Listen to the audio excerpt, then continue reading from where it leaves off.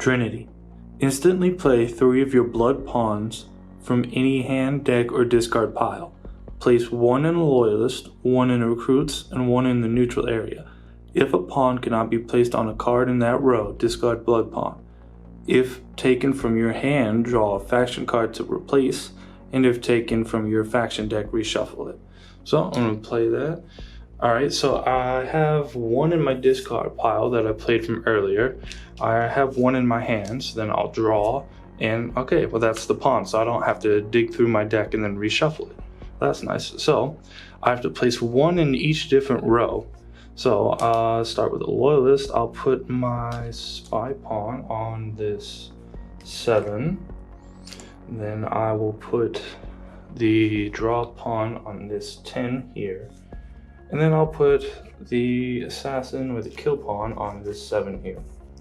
But, I have cards in each row that I don't have to worry about. But, so let's say if there was no cards in the neutral area, so if they were like this, and there was no cards left after my moves, then this goes back to the discard. And the same thing would happen, so say if neither of us had any loyalist, but then I can't put it in a loyalist row at all, so that would go to discard.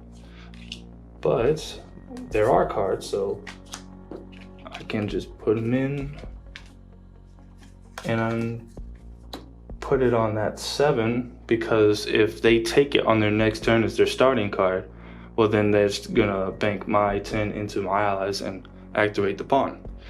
And that's Trinity. Get all the pawns on the board at once, even though there's a bit of a restriction on how you can place them versus if you place them one at a time through their own plays.